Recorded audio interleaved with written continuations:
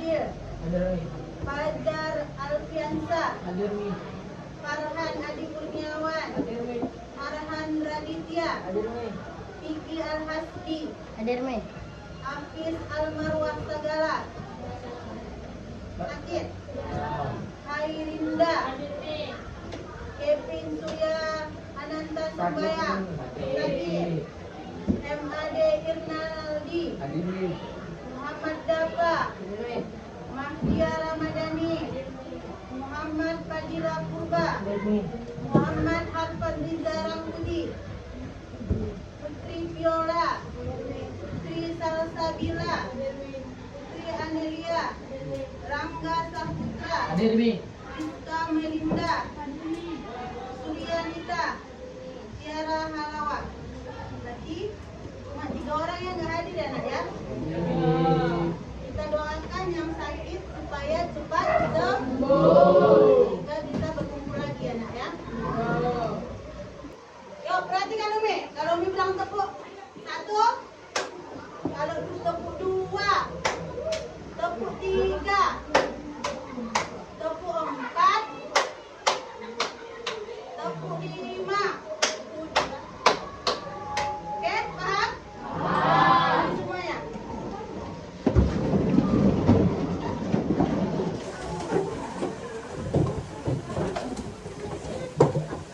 Tepuk 1, tepuk 2, tepuk 3, tepuk 4, tepuk 5, tepuk 5 2 kali. Oke, jangan duduk kembali. Tujuan pembelajarannya, peserta didik dapat menciptakan lingkungan sekolah yang bebas. Yang kedua, peserta didik dapat menyimpulkan pengertian, jenis, contoh, penyebab, dan dampak dari bullying dengan benar. Yang ketiga, tujuannya itu peserta didik mampu mengubah sikap ke arah yang baik dengan tidak melakukan bullying. Yang keempat, peserta didik selalu setiap kesempatan mempengaruhi teman-temannya untuk mencegah dan melawan bullying.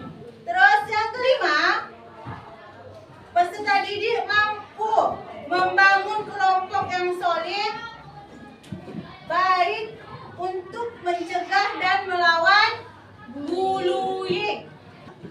Yang keenamnya, setelah mengetahui dampak bullying, peserta didik menciptakan lingkungan sekolah yang nyaman dan aman tanpa adanya bullying.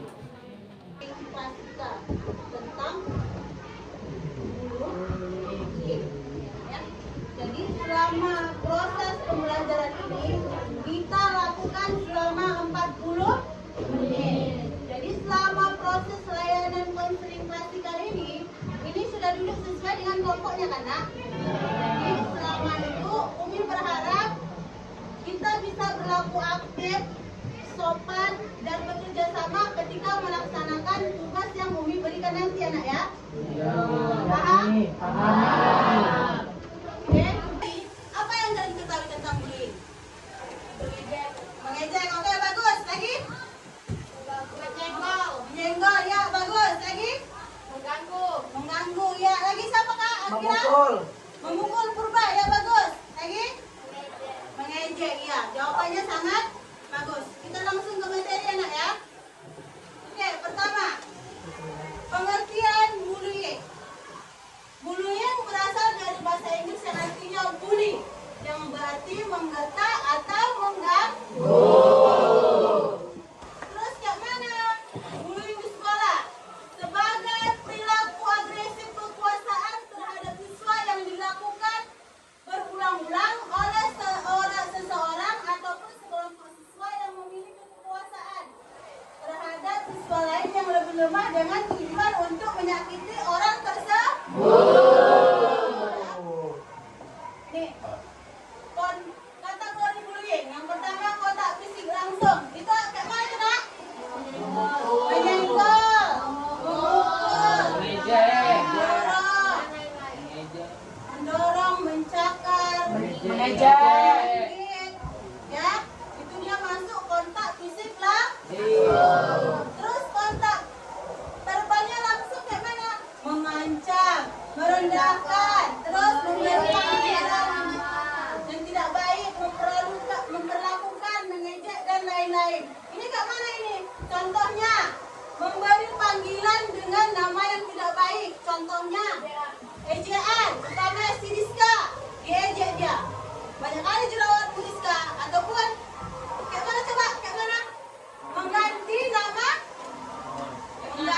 namanya dengan sebutan nama orang tua. Tua si Rizka. Itu dia berarti kontak verbal langsung. Terus ini pelaku non verbal. Verbal langsung seperti melihat dengan sinis, menjulurkan lidah, menampilkan ekspresi muka. Ya, ini biasanya kalau menjulurkan lidah ini anak SMP pernah nggak melakukannya nih? Jadi ini biasanya di mana nih? Anak SD. Gimana contohnya kak? Nah, kayak gitu ya kan. Jadi menjulurkan lidah ini biasanya dilakukan oleh anak SD. Ya. Terus perilaku non verbal tidak langsung. Ini gimana? Mendiamkan, mengucilkan, mengirim surat kaleng. Ini biasanya ada di pir pertemanan. Kan? Namanya apa? Setiap kelas itu pasti mempunyai geng-geng ya kan. Namanya si A, si B itu cocok, si D, si E nggak cocok ya kan?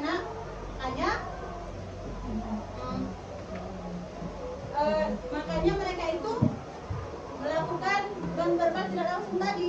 Namanya si Azmi, dia nggak suka sama si Akila, jadi disuruhnya si Bilkis, si Salsa untuk tidak menyukai si Akila. Mungkin dia merasa kau salah kawan si Akila itu. Akila tuh nggak asik loh diajak untuk main, ada untuk bercerita, ya. Paham sampai di sini? Paham. Terus ini pelecehan seksual. Pelecehan seksual ini kadang dikategorikan perilaku agresi fisik ataupun verbal, ya. Ini pelecehan seksual ini contohnya kayak mana? Coel. Terus apa lagi? Nyepu pantat, lagi apa lagi kak? Duit itunya ya, kok sama lagi senggol itunya ya. Itu udah masuk pelecehan seksual. Ya. Nih, faktor penyebab dari bullying. Pertama itu faktor internal. Ini biasanya dendam, terhina dan lain sebagainya. Terus faktor eksternalnya dari mana? Faktor eksternal itu adalah berasal dari luar diri kita, ya. Bisa faktor lingkungan. Terus faktor keluarga. Umpamanya kemana? Kalau faktor keluarga, seringnya kita melihat orang tua berantem, ya kan? Jadi ada trauma psikisnya ya nak ya. Terus lagi lingkungan sekolah. Umpamanya guru, siswa berbuat kasar, kurang perhatian. Ya. Terus tayangan televisi dan media sosial. Ya. Peran-peran dalam bullying. Yang pertama itu bully. Siapa itu bully ya? Pelaku. Orang. Terus bullying itu siapa? Orang yang dibully. Korbannya. Oke, siapa di sini yang pernah jadi bully? Pelaku. Abang pernah. Siapa yang abang bully? Fajar. Apa abang bilang sama Fajar? Mengangkat bejek orang tuanya. Kejar, pekerjaan. Nah, jadi ada juga rupanya pelaku bully di sini ya. Jadi itu harus ditindak. Jangan lagi dibuat enak ya. Bully itu adalah yaitu pemimpinnya ya. Asisten bully itu berarti dia anggotanya. Kalau dia tidak mau melakukan apa yang disuruh si bully, dia akan menjadi korban dari bullying. Terus ringkover, siapa itu ringkover? Ringkover adalah mereka yang ada ketika kejadian bully terjadi untuk menyaksikan, mentertawakan korban, memprovokasi bully, mengajak siswa lain untuk menonton dan sebagainya, ya. Terus outsider adalah orang-orang yang tahu bahwa itu terjadi namun tidak melakukan apa-apa. Dia tahu ada bully itu, tapi dia juga diam aja, nggak peduli dia, berarti dia cuek, anggap biasa aja ya nak ya. Oke, paham? Nah, dampak bullying. Yang pertama mengalami kesulitan membina hubungan interpersonal. Ya. Terus takut datang ke sekolah. Kenapa dia takut datang ke sekolah ayah? Takut dibully.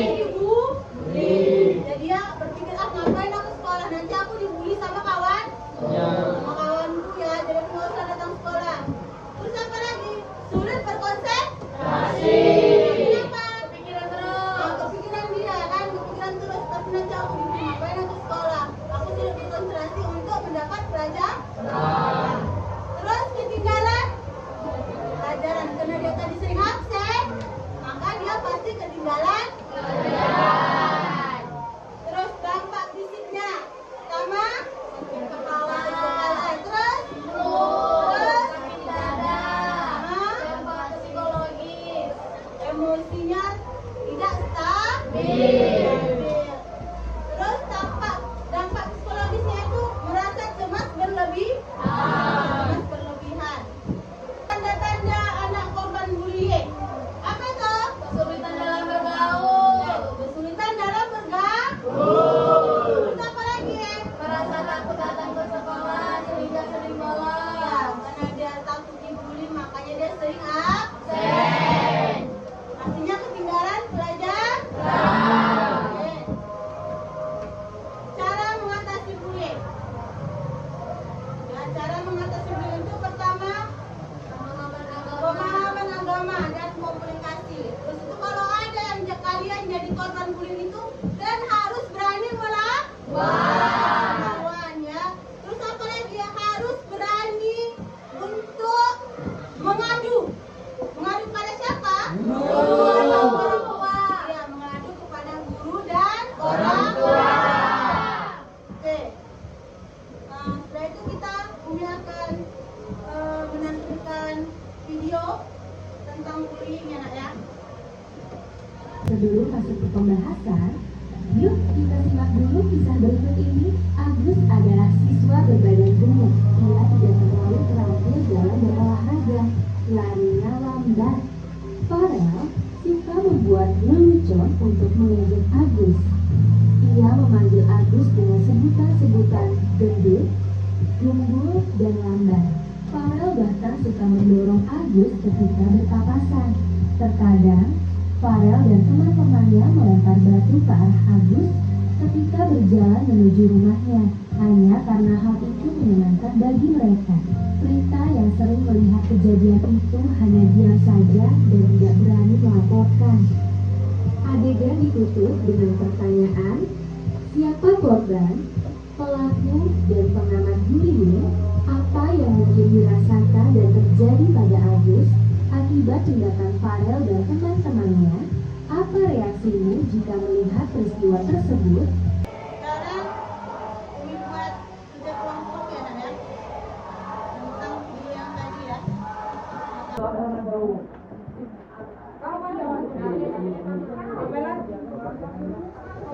Leo bisa nggak nak?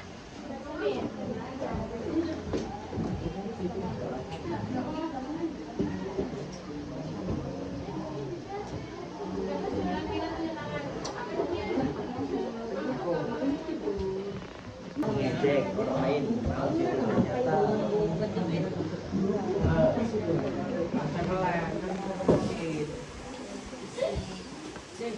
gimana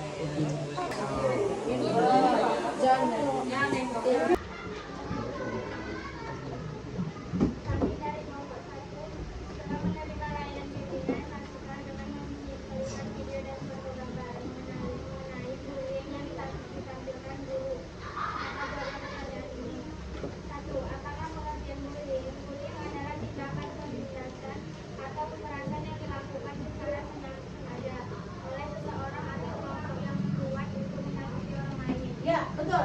Berarti jawabannya adalah orang yang kuat untuk menyakiti yang lemah. Tujuannya itu apa? Menyakiti. Dan jawabannya sangat bagus. Kita kasih hapus untuk kelompok 1. Sekarang kita nomor 2. Bagaimana perasaan kamu jika kamu sebagai korban bullying mengalami trauma dan depresi berat karena mengganggu kesehatan mental kita? Oke, jadi jawabannya sangat bagus. Karena kalau kita menjadi korban bullying, kita akan merasa trauma, ya kan? Trauma dan merasa takut datang ke sekolah. Karena takut dibully. Jawabannya sangat bagus. Ya, siapa yang ingin berkomentar mengasih tanggapannya terhadap kelompok 1? Kelompok berapa kak? Ya, dari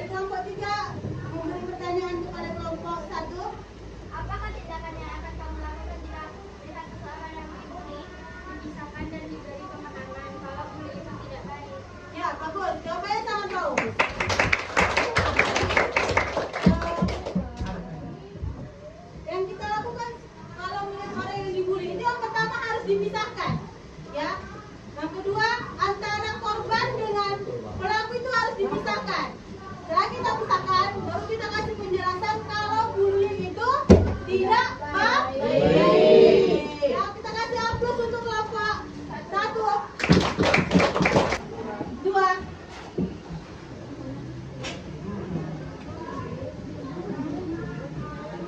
Yang kelompok 2, Adia. Adia yang mewakili.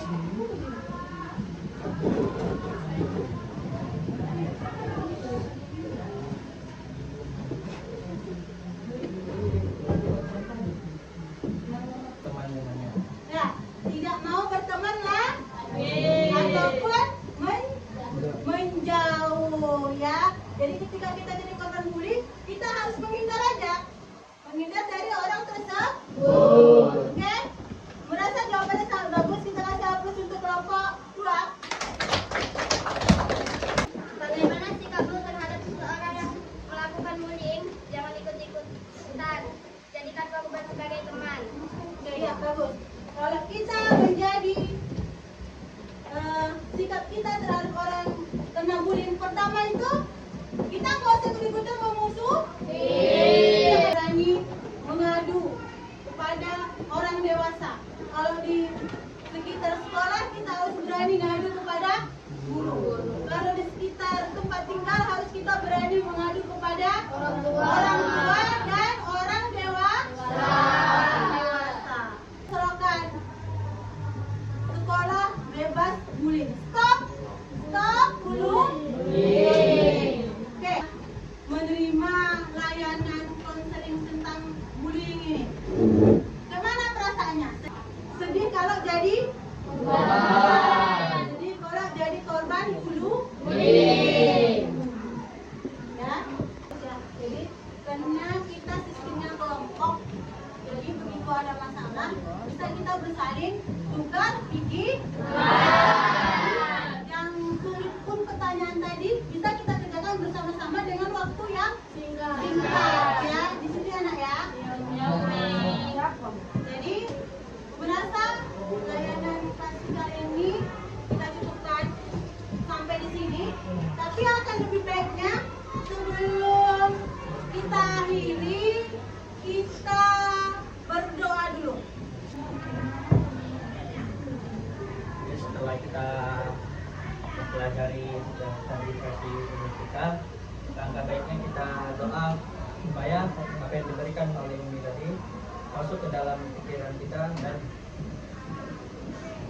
mengerjakannya dalam sehari-hari kita. Bismillahirrahmanirrahim. Subhanaka Allahumma wa bihamdika asyhadu an la Waalaikumsalam warahmatullahi wabarakatuh.